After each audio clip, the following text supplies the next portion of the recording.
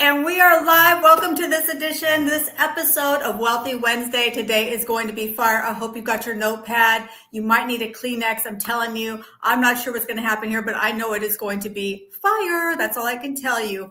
And I got to share this. You see us, we show up here and we look all camera ready and all that stuff, but you don't know what happens in the background. There's a lot of things that happen.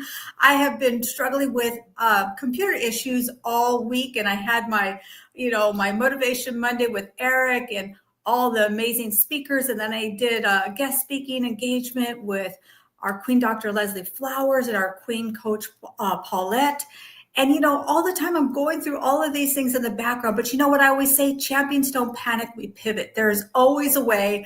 It's called laptop number 2. Get on your phone, do what you got to do, and make it happen. So we are here, and I'm so honored to have all of you here. And those of you going to watch it on replay, we appreciate you so much. So today, I'm so humbled and so honored to have our special guest speaker. She's taken time away from her family and her businesses to be here with us today. And so if you're tuning in here live with us, I want you to put in #wealth and let us know where you're logging in from. So she's known as an international business strategist, aficionado of life, director, consultant, speaker, storyteller, financial engineer, corporate trainer, mindset, outsourcing, but I call her my queen. Yeah, she's younger than me, but she drops so much wisdom. She doesn't know this.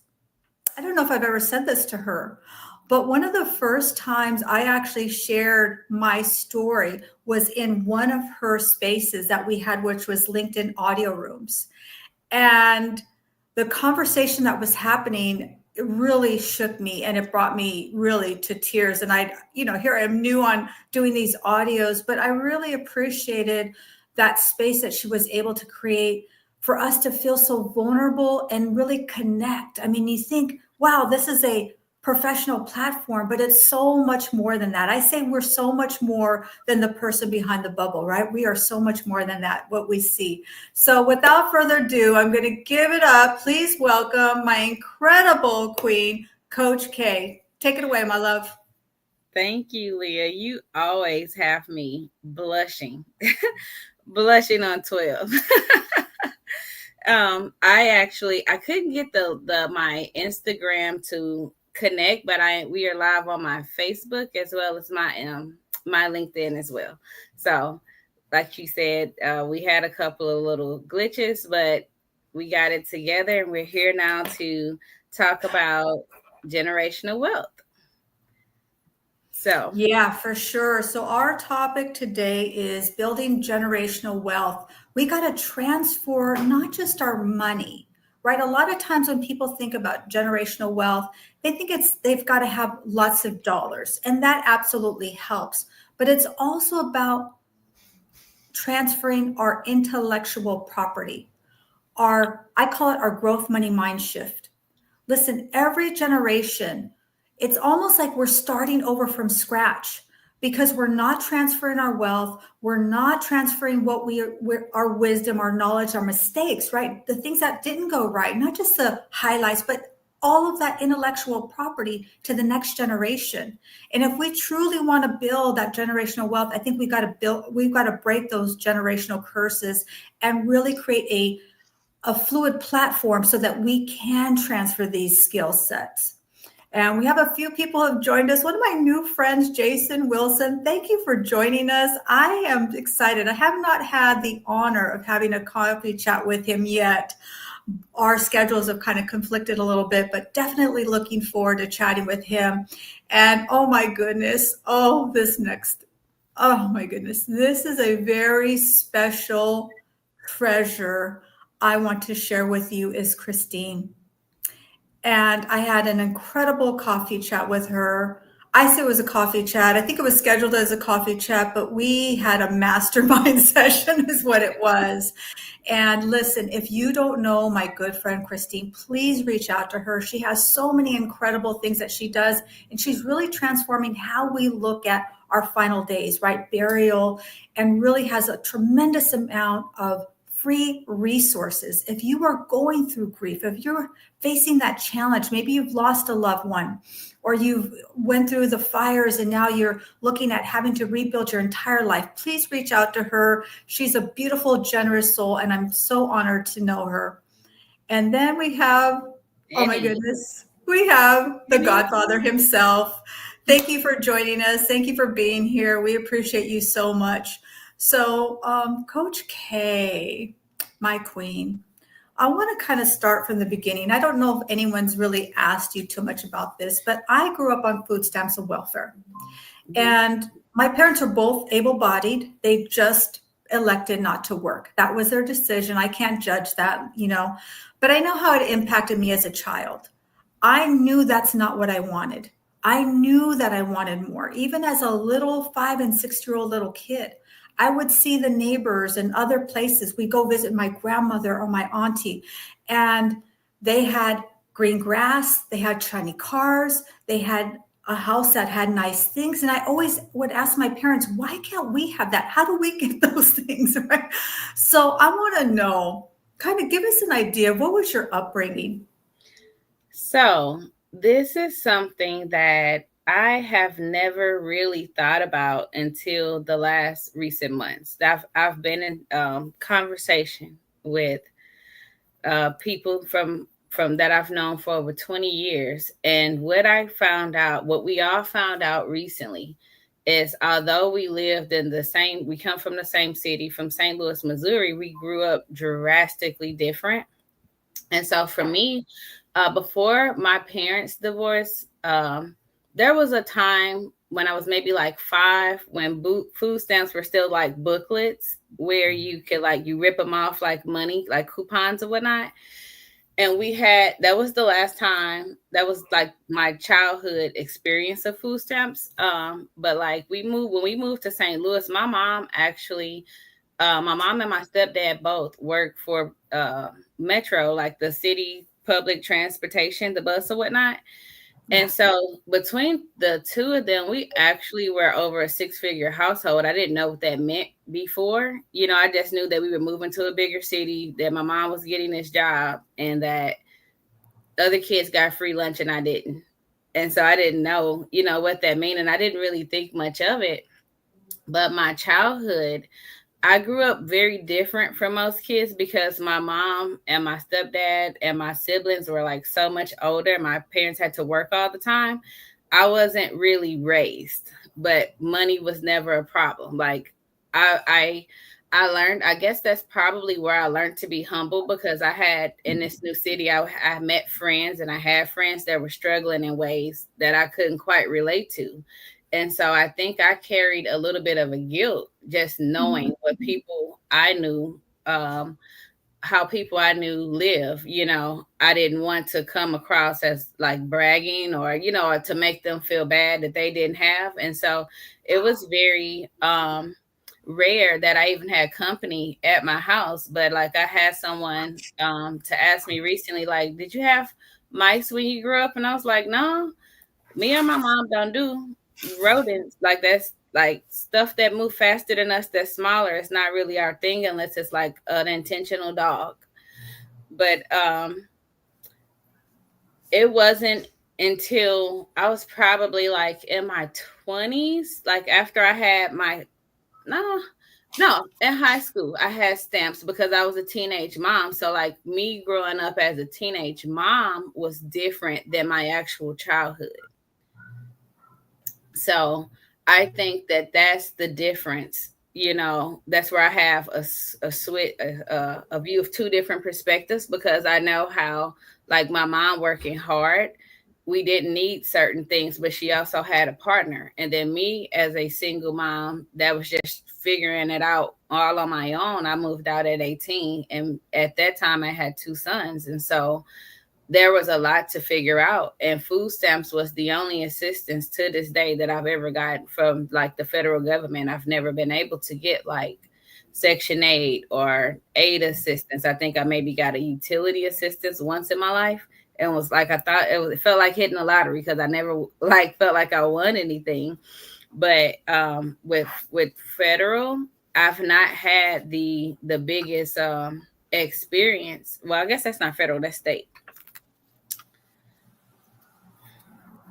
Yeah. So what I'm picking up here, which is very interesting, and I can see why our connection goes so deep, is because I never invited people over. My friends never knew where I lived. If I had any real friends, I was a child who never invited people over, dropped me off down the street. I'll walk the rest of the way, like, because I was so embarrassed about where we lived. And on the flip side, you didn't do it. You didn't invite people over because you felt like people would kind of judge you for what you had. Because you Then had I a lot. never saw us like we weren't wealthy. We lived in the same hood, so to speak. You know what I mean? Like my mom moved and got us the nicest place that she could, and Right. not necessarily low income, but it was lower income, you know? And so it wasn't like I grew up that much different. You know, like as far as I'm concerned, a couple paychecks away and we're in the same situation. So I've always looked at life, I guess, from a very, it could be anybody standpoint. Somebody can hit the lottery tomorrow and somebody can lose everything tomorrow. But for my friends that didn't have, I would hear the things they would say. So it's like, I wouldn't want them to feel worse. Or Right. I've had friends that had more than I did. And because my house was boring, I was like the youngest person there. I would rather just go to their house. Your house was, what would have been a non-boring house? What would have been an exciting house? Like Like, siblings. Like I have siblings, but we're all so far apart in age that like me and my oldest brother have never lived together. Like I think he's really cool, just in case he sees this on my Facebook. I think my oldest brother is super cool, but I was like probably like this annoying kid when I wasn't babysitting for him. It was either like I was babysitting or I don't want you to. But like my sister that's above me, she's like 10 years older than I am. And so I didn't grow up with siblings like that I could like hang out with or like talk to. I didn't grow up with cousins or other family around. We moved away from the family that I had. And so I kind of became a little bit of a street wanderer when I was at a very young age, of just like looking for connections and meet new people and trying to understand this new city that we moved to. right. That's so good. I love that. We have a few more people who've joined us live. If you're joining us live, tell us where you're tuning in from. We have our ability ambassador, my good friend Chris Monastery, and I definitely want to welcome you. And he really his crusade is to help save teen lives. A lot of teens get distracted driving, and I'm not even going to say teens. I got to raise my hand. I've been guilty of it myself. He's really on a crusade to help really to eradicate that and help bring that awareness and then open up those conversations between the parents and our children, especially our young adults. And then my good friend Amariko, thank you for joining us. If you are looking to build your brand, you're not sure how to build your brand, what does this all mean? Please reach out to my good friend Amariko Da Costa. And also we have Miss Lisa Fevek. She is our menopause mentor. And I'm going to say she's really a nutritionist. Anyone who's looking to upgrade their health and really put in those foundations, please reach out to Miss Lisa. And then we have Colleen Charlotte. Thank you for joining us. She says hello, Coach K. And let's see, we've got Mr. Mike Drop. Here we go, Mr. Mike Drop. I know he's going to drop some gold in those comments too. He comes with those one-liners that just yes, stick. he does. And Christine, you're from Chi-Town. Chi-Town. That's Chicago. Oh, okay. Hey, Christine. I love Chi-Town. Okay, very cool. So I know we had some real topics that we wanted to cover. And one thing I want to ask is, why do you think that most wealth is not transferred? And we're going to talk about wealth in all areas. I believe true wealth is having success in your faith, in your family, your finance, your fitness, and fun. We call it the 5 Fs. That means in all areas we're thriving, because if we accumulate this wealth, but our family life is terrible, or our health is poor, that, to me, that's not true wealth. I believe true wealth is having success in all those areas. And by the way, I know we're always in the process, right? We're always looking to get better. But what do you think stops us generally, from your mind? What do you think stops us from leaving the next generation in better situation than we are? What do you think is the number one root cause of that? So I think that disenfranchised communities, and I really feel like that's where my calling is, because I believe that most of the world is more disenfranchised than they think. And what I mean by that is, one of the biggest aspects of generational wealth to me is the pass down of knowledge. And so it comes from ignorance when you don't do it. And it's like a lot of people don't like that word, but let's just kind of call it what it is, because it's that way for a reason. It's not like people are just ignorant because, like that. When you're ignorant, you literally don't know. You know what I mean? And so I know for my family and the community that I come from, a lot of our grandparents, not our great grandparents, a lot of our grandparents were sharecroppers and their parents were. So everybody has been building from scratch. Mm-hmm. And they're going off the little that they know. And one of the things that they were taught was not to talk. A lot of education in our communities were like pages ripped out of books by the time they got it. So I don't think that they were unintentionally ignorant. I think that they were systematically ignorant. And now that we know that, it's okay. We just have to start plugging in those holes so that we now can say, it's one thing, like it's great to pass down the good stuff, but I think it's even more imperative to pass down the bad stuff that nobody wants to talk about. Because if I tell you how to get money and you go get money real quick, but I don't tell you how to keep it and what happens, how did I lose it? How did this happen? You're going to run into those exact same pitfalls. And the thing is, if I tell you about my downside, about my dark side, now I'm really helping you, because it doesn't matter. You can get money. If I tell you how to get it and what to avoid, now you can get it in any place, any country. It won't matter, because you will know how to overcome the obstacles that can cause you to lose it without losing your mind.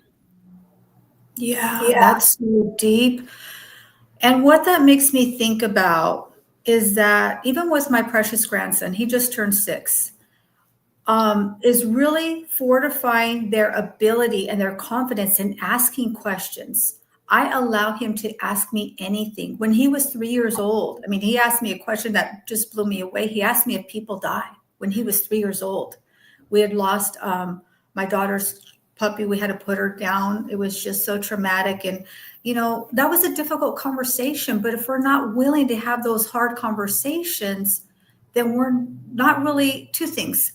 We're not being authentic, and we're not helping the next generation. So what is something that we could do to start a conversation like that? As adults, we want to give our kids rainbows and butterflies, but that really doesn't really help them. Yeah. It's that dark side, like you said. What are some things that we could do to start the conversation? So one of the things that I want to start off with is what not to do, because what I got a lot as a kid and what a lot of my friends got was, don't ask me that question because I said so, saying statements that stagnate kids from wanting to ask. You know what I mean?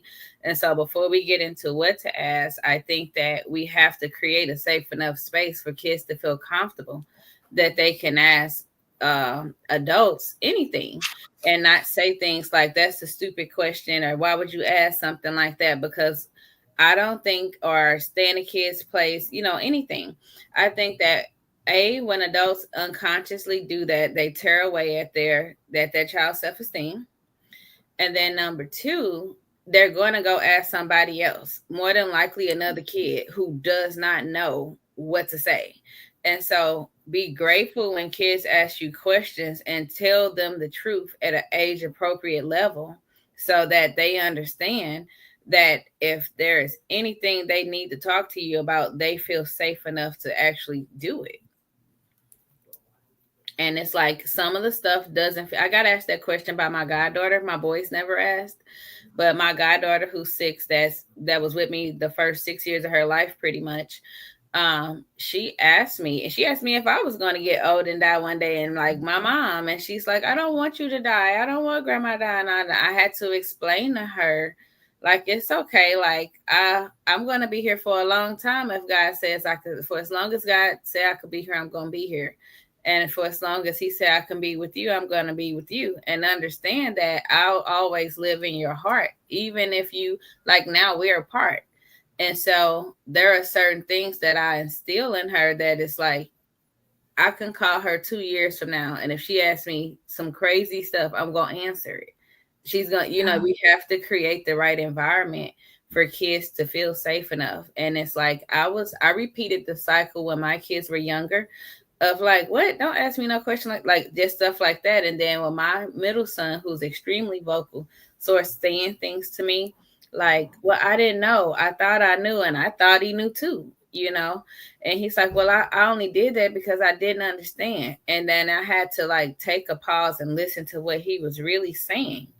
And I'm like, from now on, ask me anything. I'm going to over-explain everything. That's why I get so chatty at times, because it's like, the fear of the unknown is a hell of a thing. Imagine it being in your child's mind, just walking around in the unknown as a kid with no one that you can ask questions to.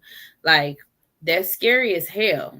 And I think that might be my trigger on how I grew up, but those are the things to be aware of, and why I'm now I'm in a healing space to have a conversation like this, because that makes the world scarier than it has to be.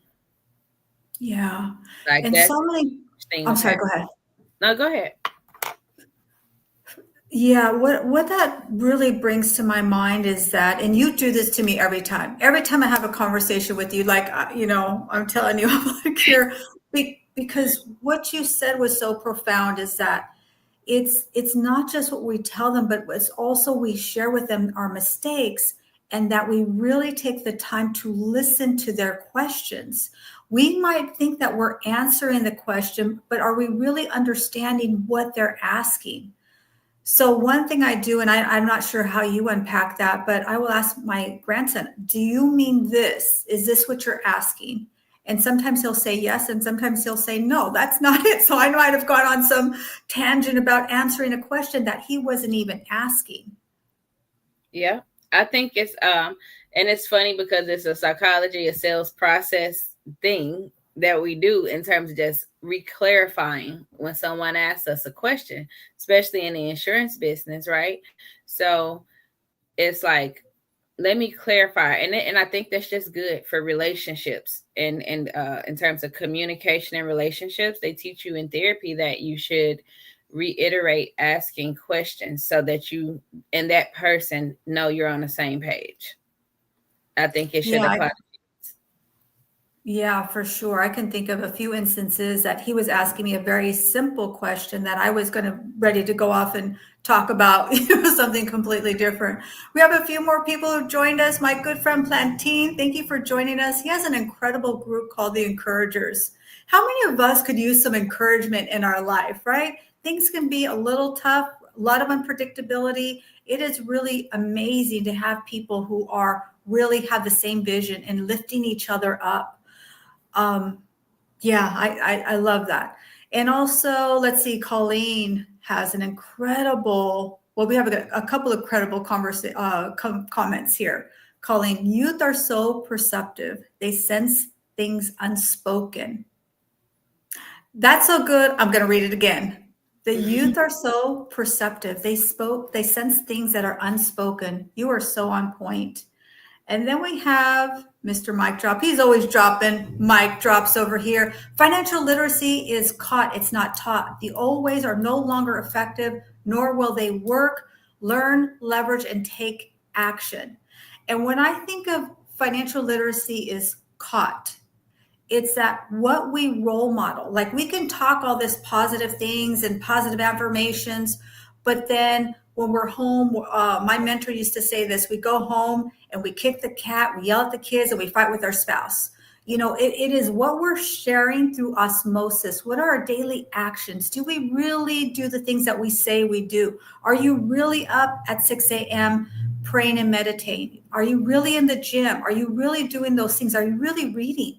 And when our children see us role model those things, that's what I call education through osmosis. They're learning through our actions, right? They're learning through that. And then my good friend, oh, good. This is an old friend. That's a new friend. I've known Aram Wheatley for a little while, and we had an incredible coffee chat. Listen, if you folks are not having coffee chats with your community, with your connections, I urge you to start doing that. Just a quick coffee chat. We discover that we have an incredible vision that really overlaps, and I'm excited for our new collaborations and masterminds. And he teaches financial literacy as part of his youth program. He actually has a nonprofit. This is his project here. They actually have workforce development ages 16 to 24. So he is teaching financial literacy and has a team that teaches financial literacy on a regular. So now let's talk about, we're going to talk about this generational wealth, right? Passing down our knowledge. How do you suggest we do that? Now, of course, it's in the everyday conversations, but what else could we do to kind of pull back the curtain and let people know, listen, let our kids know that these are the mistakes we made. This is what went a little sideways. This is when I thought everything was over. And then, I was able to overcome that. How should we start those conversations? What does that look like? So for me, I guess it's a little different since my kids are older, and it just depends on, I guess, the ages of the kids. And so we got to do what makes sense.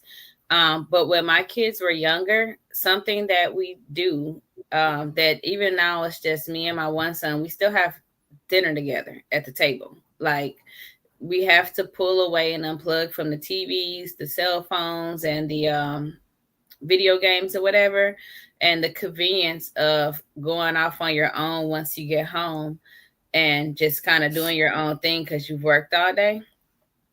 So I think the easiest way is to sit and have dinner together where it's like, hey, how was your day? What do you got going on? What do you have coming up? Like dinners are like board meetings at my house. Yes. And so my boys sometimes get a little bit nervous, about coming home because my oldest son, Derek, I said, hey, Derek, do you want to learn how to play chess with me? And he was like, what? Living with you was like playing chess every day of my life. Oh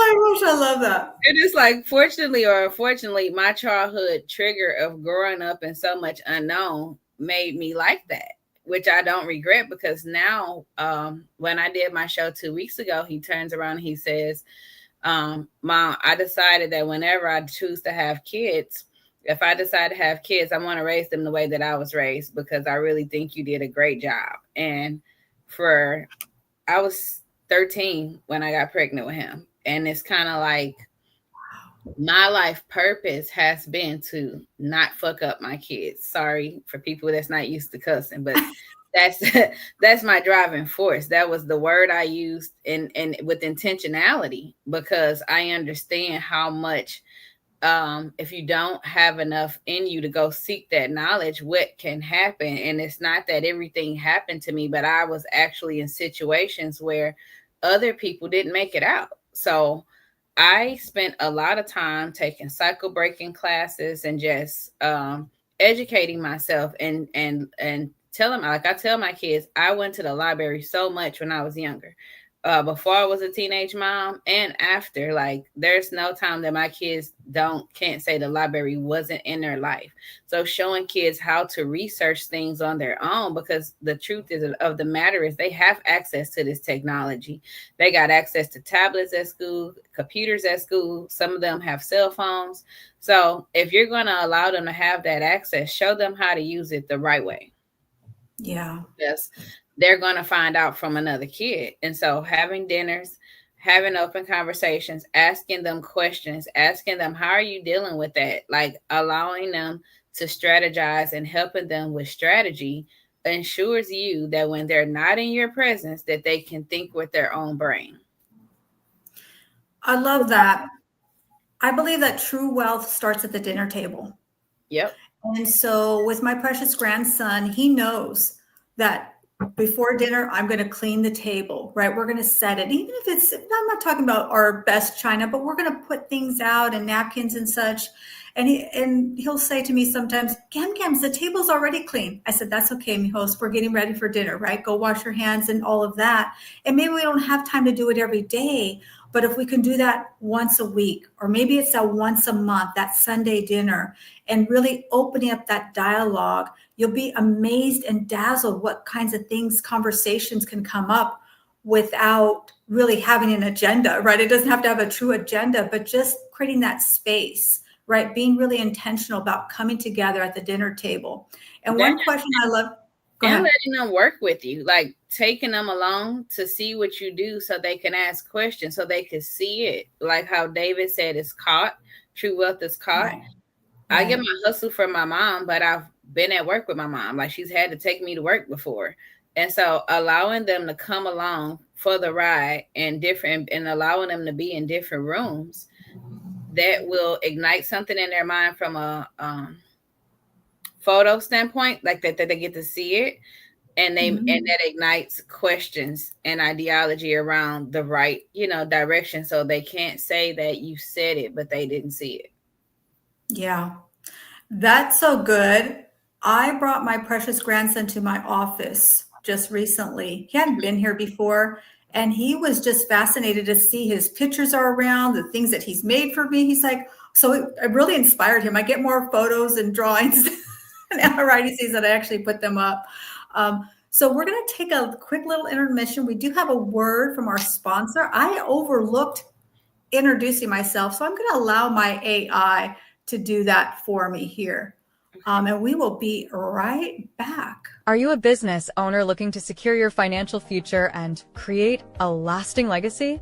I'm Leah Garcia, a financial strategist and insurance professional, and I specialize in guiding businesses with up to 50 employees on how to effectively protect and transfer their wealth. We break down silos with my unique approach, the Wall of Wealth. Imagine a seamless collaboration among your CPA, tax attorney, estate planner, and insurance expert, each playing their part in perfect harmony, ensuring your financial strategy is not just effective, but a true masterpiece. My passion stems from my own journey, from growing up on food stamps to dreaming of building community centers that empower others.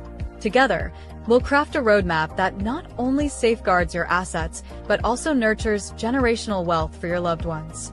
Let's transform your vision into reality. After all, you can't measure the heart of a champion just by looking at them. Join me, and let's make your financial future shine.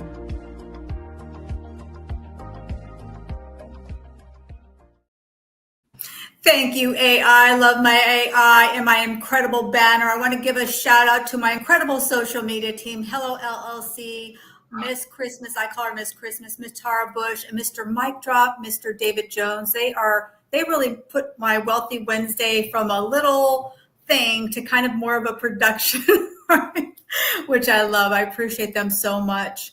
And so one of the things we're talking about, and this is kind of the foray, right, from my AI, which is, let's talk about why entrepreneurship in Europe, well, I don't know, is entrepreneurship, what role does that play in creating generational wealth and building that legacy and creating generational wealth? I feel like it's essential because I literally, and I'm just going to read it from the screenshot. I didn't know I was going to use it for this, but I think it was so powerful for me. And I saw it last night. It says, teaching my kids, we don't beg to sit at nobody's table. We create our own. That's my motto. Like, I didn't know this was my motto, but this has always been my mentality because there's just not there's been so many doors that I could walk through and rock at, but because I am who I am and I look how I look, I don't always get that door open for me. And so I think that it's essential to have a certain level of entrepreneurship where you are your own boss. Like I've always taught my kids that, like, get a job and work if you need to work, but take that money, do what you have to do and invest in yourself. Like never be afraid to invest in yourself. You can't go wrong, because at the end of the day, if that business closes, you're going to be out of a job and your life cannot be dependent on another person, another man, or another business. Like you are your business. In other words, don't put all of our eggs in one basket. And I'm not opposed to having a job or going to college. My precious grandson absolutely will go to college and he will have an employer at some capacity, but really empowering them to understand that there are multiple ways to create wealth. Yeah. And having something in your pocket, which I love what Aram does, he teaches them about construction skills, right? He gives them basic contracting skills so that they could go out and do something. I think that's critical. We got to know how to build something, how to create something. My precious grandson, it was career day yesterday, and he had the same career as he had last year. He dressed up as a YouTuber. He wants to have a YouTube podcast. He loves fish. He wants to create a fishing show. He loves fish. He loves to talk about fish. He loves fishing. He loves studying about fish. And so my daughter made this incredible picture. I was like, oh my gosh, she photoshopped it, but I gotta show it off. This is a Gam Gam moments here, okay? Allow me to have my grandma moment. Look at that. Oh, that's so cute. That's his YouTube channel. So no, so that's the award. My son wants that award. He's leaving a wall blank in his room for an award. Like that's a thing. That's a real thing. My daughter created that for him. I said, oh my goodness. So apparently we're starting a podcast about fishing. I'm not really sure how that's going to work, but you got to bring them to Texas, Leah. We have, there's a place that me and my oldest son went. We like fishing and boats and water. And there's a place, it's almost like a conservatory, and it's kind of out in the middle of nowhere, but they have all these fish and fishing rods, and they'll teach him about it, but then he can actually go fishing at the end, and it'll teach him about the regional fish as well. Oh, he'll love that. And of course, we got Gavin. Oh, yeah, he absolutely will be all about that. Welcome, Victoria. Thank you for joining us. She actually is running a nonprofit that fosters and empowers women. She teaches women how literally all about personal development and really some computer skills and how they can go out and they can be fully employable and even create their own business. I love that. I think we need to, as women, I think we need to pour into each other and really be there with authority, integrity, and honesty. You know, one of the reasons why I love doing this is because I love to edify people. I love to showcase others. It's just something that I've always enjoyed doing. And having this platform to do that allows me to do it in a big way. And I believe that, listen, if we highlight someone else, it doesn't take away our shine. Yeah. Right. Just because I adore the people that come on, and of course, Coach K is definitely at the top of that list, it doesn't mean that I'm any less for that. So if we're humble ourselves, we can learn so much from each other. So how can we, for young adults, let's say, okay, they want to be an entrepreneur. How do we guide them? Maybe we're an employee. Maybe we've always had a job. And now our kids, like a lot of kids, my grandson's not alone. A lot of young kids want to be YouTubers and podcasters, and they're looking at Bitcoin and fintech and all these things. So they're thinking differently. And maybe we've had a job our whole life. How could we bridge that gap? Listen to the kids. Like I have no problem saying that I don't make what I make when I go teach kids. And it's to the point that I'm looking at like the community that I'm putting together for every adult membership. I'm going to do a free kids membership, but we have to listen to them and hear what they want to learn, because like my kids' YouTube channel will only be me answering their questions, us going to find the answers together. Kind of like remember the Magic School Bus? Yes. I think that it would do so many adults good if they jump on a bus with the kids, not necessarily going to school in a literal sense, but like if you have your kid and your kid's asking you about Bitcoin, then it's like, you know what? I don't know. Let's go figure this out together. And you jump on that adventure train with them. And now you're learning, they're learning, and you guys are learning together. And it's so much less scary, okay? Because you know this kid is not about to call you dumb or think you're slow or anything, because they're looking to you for the answer. So it's like, I think the most empowering thing that us as adults could actually accept and do for ourselves to free ourselves in a situation where you're coming from 9 to 5 and considering some other options is to say, I don't know. To just admit you don't know. And that's so freeing. And it's like, I don't know, but this is what I do know. And this is what I can teach you. And let's go find the rest of these answers together. And so I'm realizing the things, like, even in this moment, to be honest with you, I've been trying to figure out, how do I really want to, I struggle with putting myself out there. So a lot of times I do my life lessons and life stories where I'll pick a story and I'll talk about it, and I might get the rambling. But for the most part, I've been afraid to put myself out because I know so much, but then there's also so much I can acknowledge that I don't know. And so for me to even in this moment say, I don't know, but listen, I know a bunch of stuff and I got a lot of resources, and pretend as if like I'm a science kid. I was into history, where it's like, I will turn everything into an adventure, because learning doesn't have to be difficult. It doesn't have to be hard. You don't have to be too old to learn. Like, as long as you're living, every time you learn something new, it actually creates new, I believe they're called neurons in the brain, because I'm studying the brain at the same as well as a part of healing myself. And so, because I know I've lost a lot of memory over the last year. And so learning is how we fix that. That's how we combat those things. And so if you hop on a train with the kid and you remember how much fun learning was when you were in 3rd grade and 4th grade and 5th grade, then it becomes so much less scary to you as an adult. And it's like you just enter their world instead of thinking that they should come to the adult world. It makes your life easier.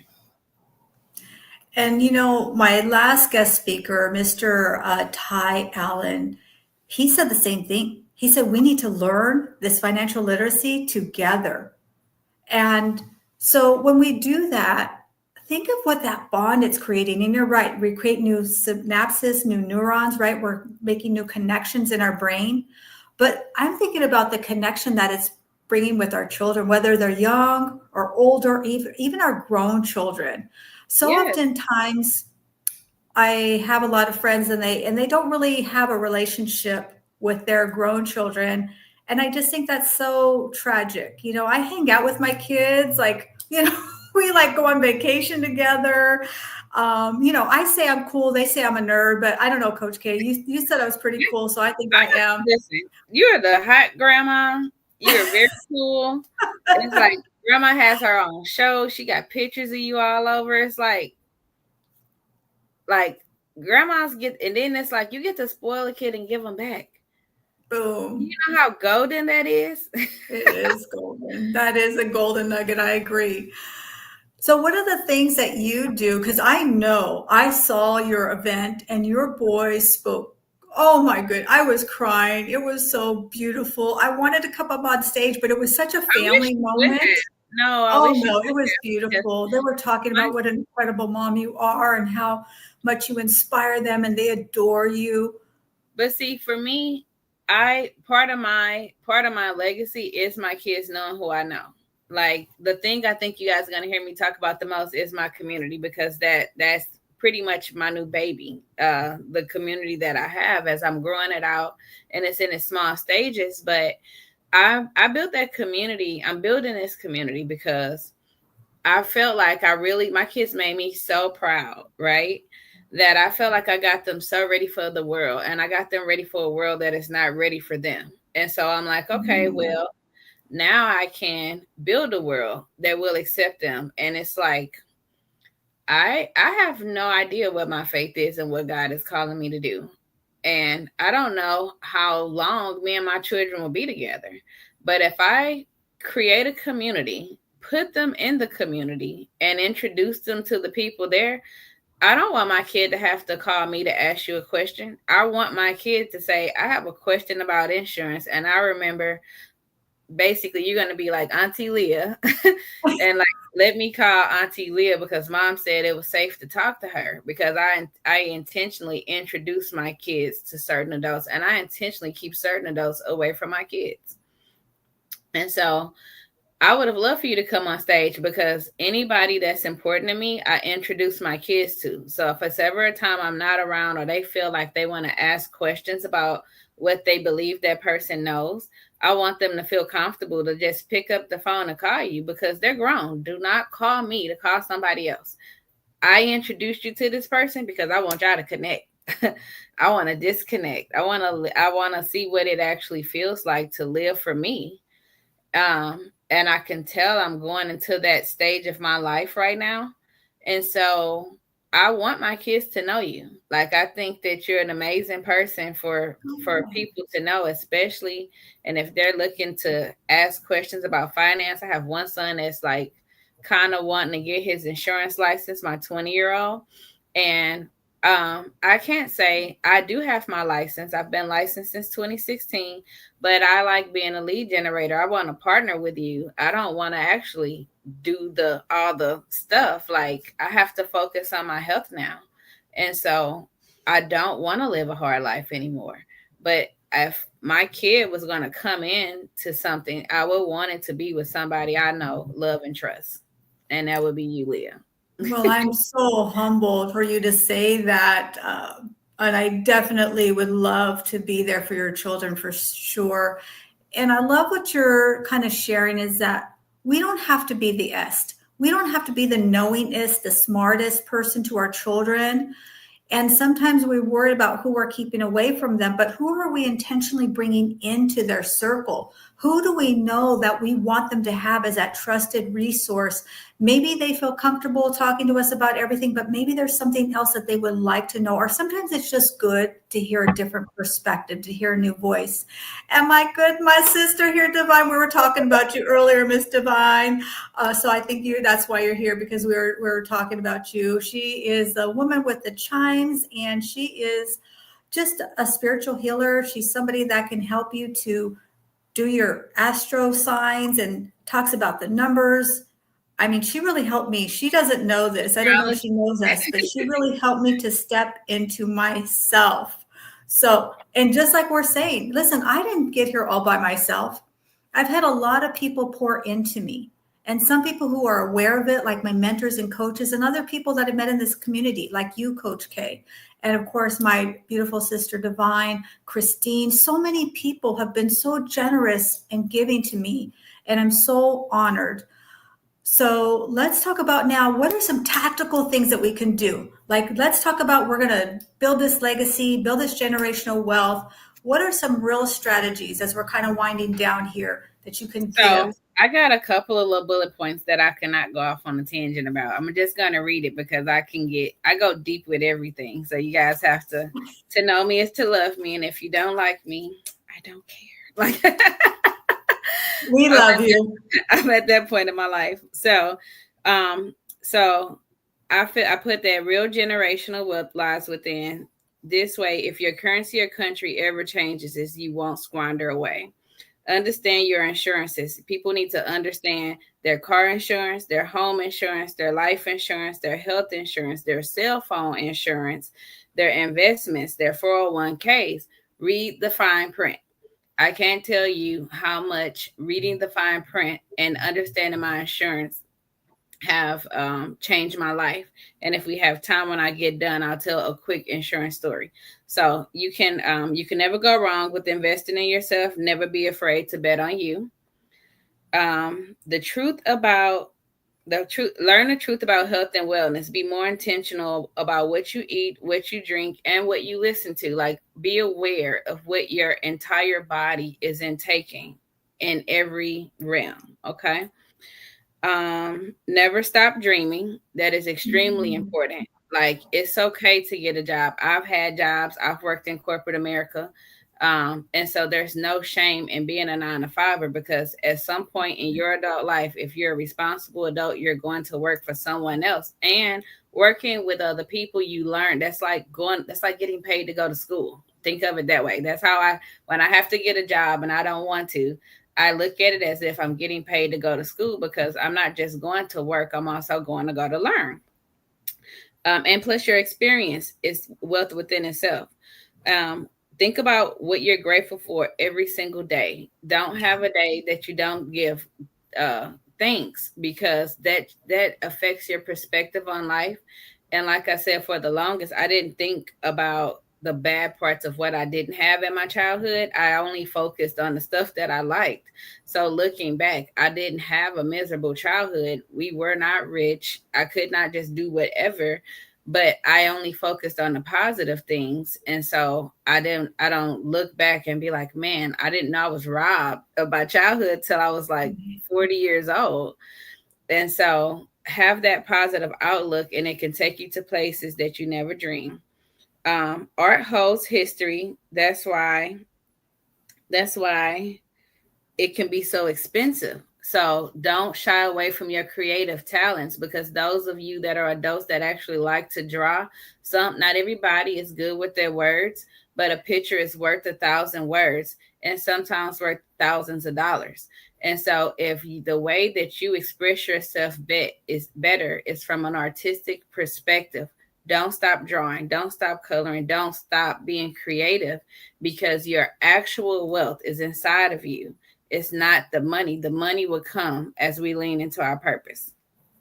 Um, Continue learning new things forever and always, no matter how old you get, and have your own spiritual relationship with God, whether you're in a church, whether you're in a temple, no matter what belief system you have your own relationship with God. Have a deep understanding and covenant with Him yourself, because if you bet on you and you bet on Him, you can never go wrong. And kids need to know that God loves them from day one. So if they find themselves at a position in life where they feel no one does, or gam is gone, understanding that God loves you, when people that love you have to leave, then they won't fall aside. They'll keep their head high. And that's knowing where I stood and God, where I sat in God's life, has gotten me through everything, to say the least.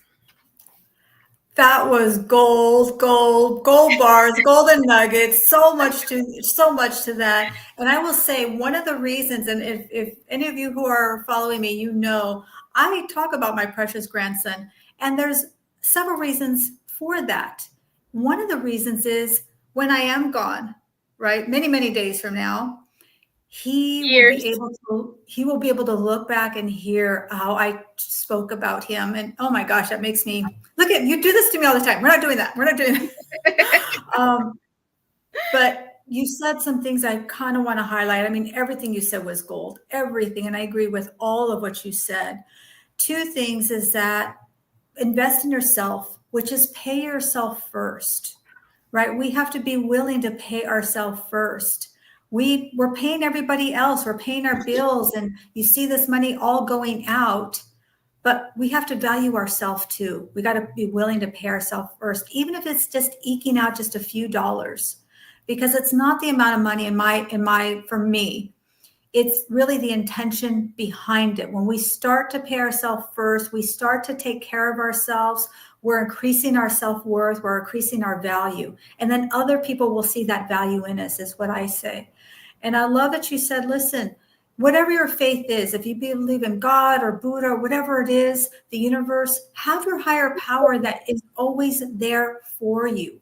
We came here self-contained, but we're not the one and all, right? There's a better power than us that is there for us regardless of what happens with our families as we pass away and stuff. And also, you talked about knowing your insurances. Listen, this is huge. So many times people talk about creating a budget. I don't believe in budgets. I call it a spending plan. And they focus on the pennies. They focus on, I can't go to a latte, but they're overspending on their car insurance. They're overspending on their life insurance. They've got a 401k that they're losing thousands or hundreds of thousands of dollars in, and they don't want to even look at that, but they're so consumed with spending $5 on a latte. I don't ever talk about that. I look at the bigger things. Are we overspending our insurance? Are we overpaying interest on our debt? Are we losing money in our retirement accounts? Those are some of the big gotchas. I love that. You are so wise. Wait, let me be real quick and specific with two of them. So the one with paying yourself, I want to be very intentional. Not just pay yourself; it was invest in yourself, because me not having money did not stop me from investing in myself. Going to classes, getting websites, like things that would help me put my story out there, get out there. I couldn't expect other people to invest in my business if I wasn't willing to invest in me first. And so not just pay yourself, because if you pay yourself and go buy a purse, that purse don't have the same return as you would. You're a better investment. The second thing with the insurance, in particular, because I definitely agree with 100% with everything you said about overpaying and underpaying, but there's been so many times where I found myself in a darker hour financially, and I actually had insurance that actually saved me.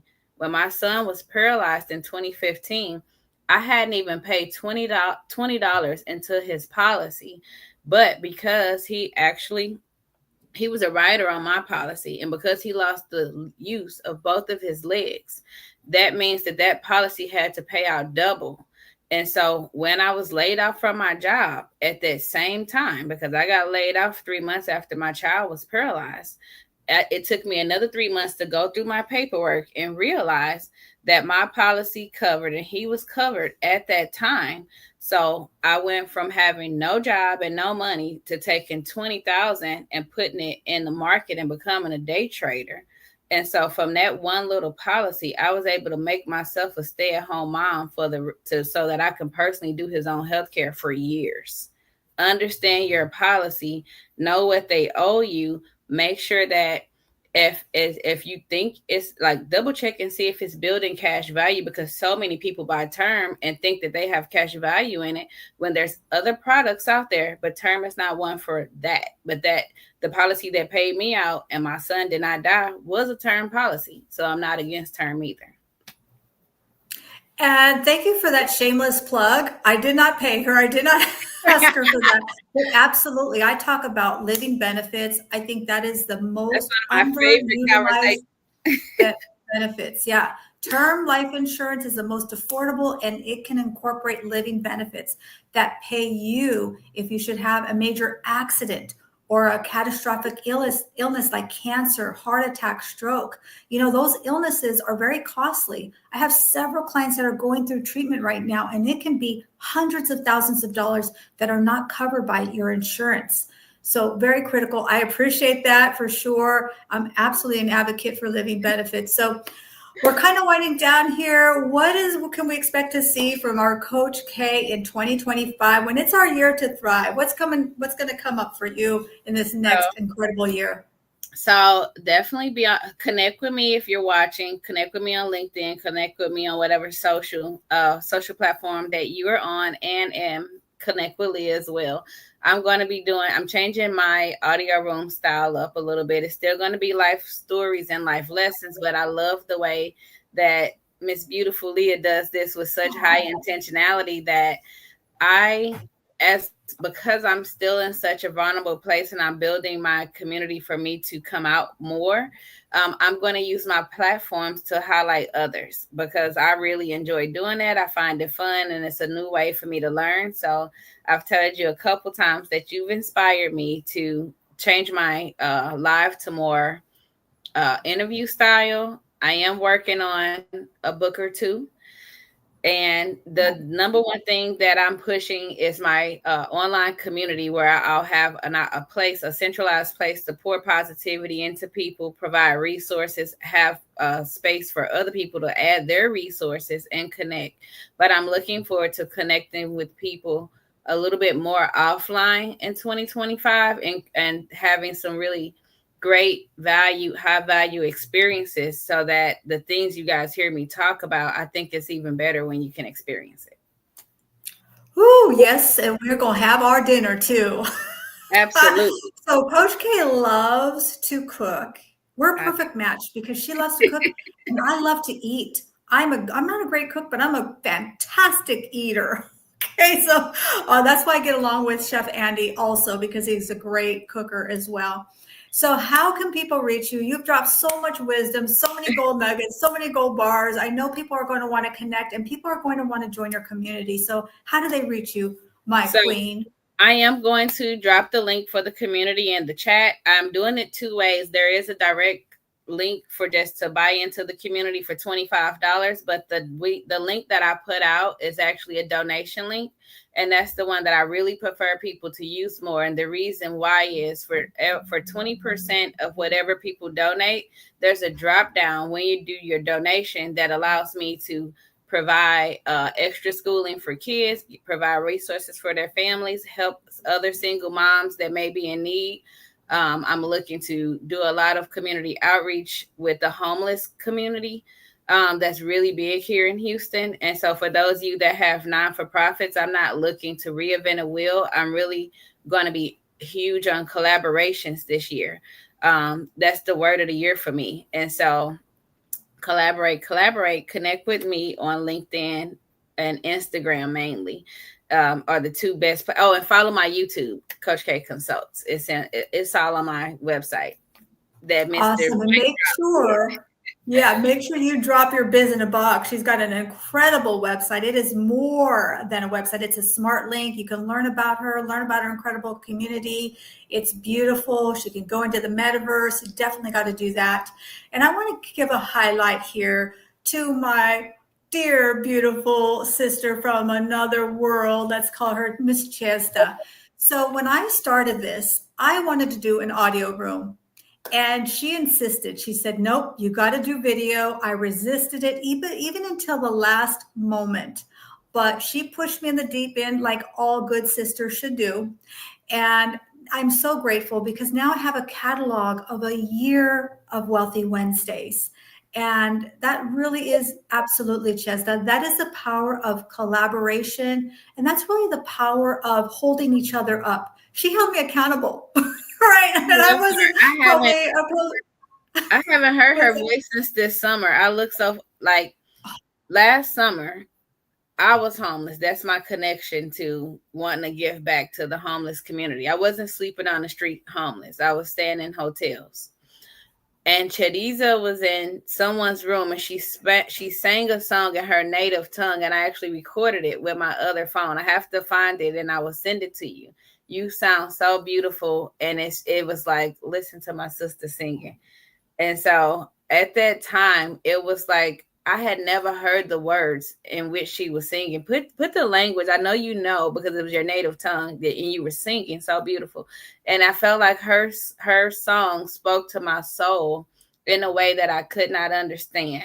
And so the last thing on the Wealthy Wednesday that I didn't get to mention was never underestimate the power of music therapy, because people, like God put those voices in people, and that's their ministry in some situations. Not everybody, but for those that have songs that resonate with you, music is a ministry, because we don't always have the words. We don't always know what to say, but when we hear the right song, there's a level of connection we feel that's sometimes unexplainable. And so thank you for your song. It was so beautiful. And I encourage people to, if sometimes when you're just around the house, put on some good music. I do that all the time. I agree. So this is her language is Shona. That's her Shona language.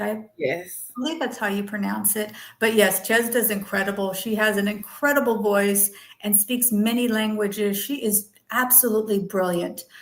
So this is going to do it for this edition of Wealthy Wednesday. Boy, today was fire. I really enjoyed this conversation. I always have so much fun whenever we're together. We have these masterminds all the time off camera. So it's really nice to give people a peek into our little mastermind world where we're talking about these things, right? We are going to create generational wealth. And I truly believe that anyone who knows me, anyone who's connected with me, anyone who sees this video, they know who I am. I believe that it's because they are the one in their family.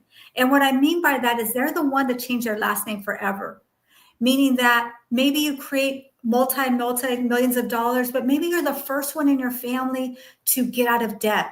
Maybe you're the first one in your family to send your kids to college. Maybe you're the first one in your family to buy a home or travel the world. I don't know what that looks like for you, but it is absolutely possible. I don't care where you are. All I want to know is where you want to go and where you're going. And I believe we can push the restart button any day that we choose, and we can build this legacy. We can go from zero to hero in one day, in 1 year, in 1 decade. Listen, if we're going to be around a decade anyway, why not do something that's going to build that legacy and create generational and multi-generational wealth and leave the next generation better than we are, right? We're not going to give them a handout. We're going to give them a hand up, because we're going to transfer not just our financial wealth, but our intellectual property. We're going to build up our community and tell them about the things that we know, tell them about our mistakes. We're going to leave a legacy for them so they can build on and make this the best generation of our decade. So thank you so much,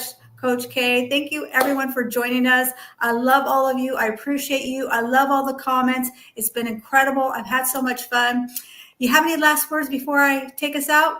No, just connect with me. I'm going to go back through the comments and reply to people. I don't know how to multitask at this magnitude yet, so I'm not ignoring anybody. I look forward to hopefully seeing many of you in the community, because it's only $25 a month. It's not a high. For those that are already in, that planted a seed within me before, it was a $25 lifetime membership, which Miss Leah Garcia did plant a seed. And so I definitely appreciate you, but I look to have more intimate conversations in an online space for those that decide to join, because my availability is so limited outside of it. I really do have a lot going on. So I hope to see you on the other side. Thank you so much. So 2025 is your year. That's right. You, and you. Your year to rise up and thrive in 2025 and make this the best year of our lives. Thank you so much, everyone. Are you ready to take control of your financial future? Introducing Leah Garcia's Wall of Wealth, the ultimate one-page financial plan to protect, distribute, and transfer your wealth with confidence. Whether you're a business owner or just starting your financial journey, this step-by-step guide gives you the tools to create a solid foundation for long-term success. Don't wait to transform your money mind shift. Download your free copy today at leahgarcia.io and start building your wall of wealth now.